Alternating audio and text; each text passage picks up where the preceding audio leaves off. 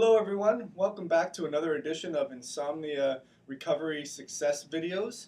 I want to continue the conversation with the adrenal glands. We had talked about that last time in our success video.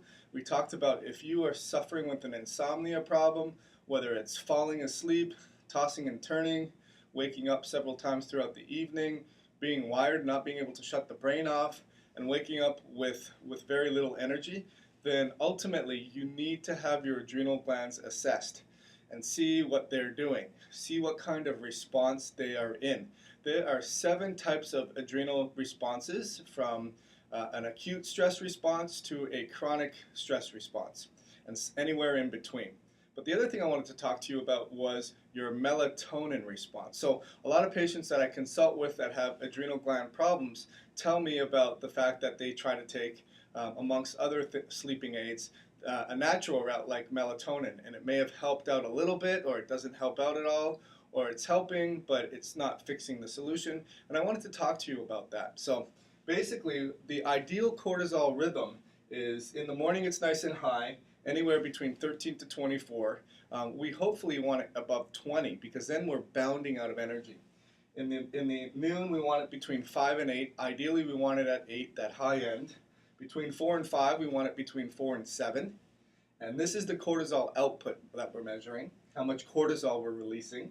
And then lastly, between 10 and 12, we want it to be nice and low, anywhere between 1 and 3.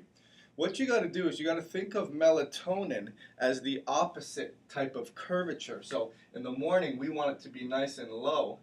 And in the evening, we want it to be nice and high, the exact opposite of cortisol's output. And the reason that is because they're inversely related. So when cortisol should be low in the evening time, and we should have really high melatonin naturally, because we produce it inside our body naturally, that helps us sleep. And so forth in the morning, when we want our cortisol levels to be really, really high, we want our melatonin levels to be really, really low, and thus we're not tired. But typically the insomniac has really, really high melatonin in the morning and really low melatonin in the evening. So what you'll do is you'll go and you'll take melatonin and you'll get some improvement. But the thing is, people, it's not fixing the problem. Remember all the things that cause the adrenals to fatigue.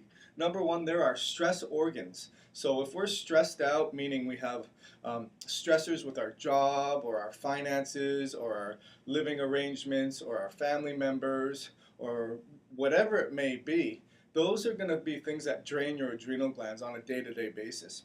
But the other sinister stuff that drain our adrenal glands is our blood sugar. And we'll talk to you about that in an upcoming video, in that our blood sugar needs to be stabilized throughout the entire day.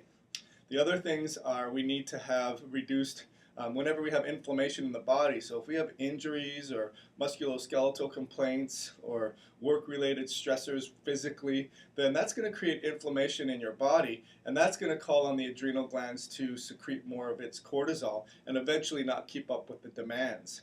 The other things are other stuff like infections or food sensitivities or gut irritations or chemical exposures.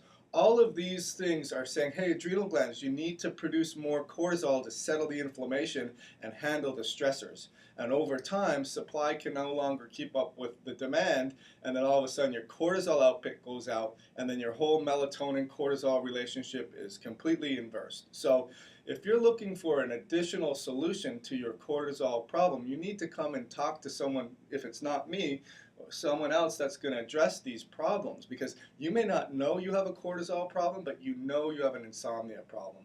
The last thing I wanted to talk to you about is the different types of stress responses.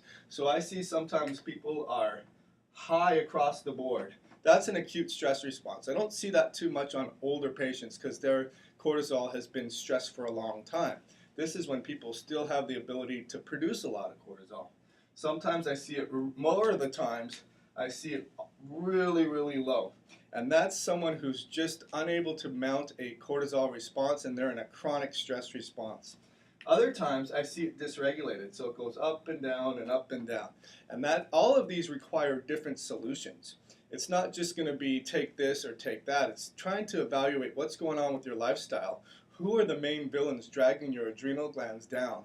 trying to remove those and then supporting your body depending on what phase you're in. So hopefully this made a lot of sense to you, and you're looking at it with a little bit of a different angle and saying, yeah, that makes a lot of sense, and you're looking for a real solution to your insomnia problem.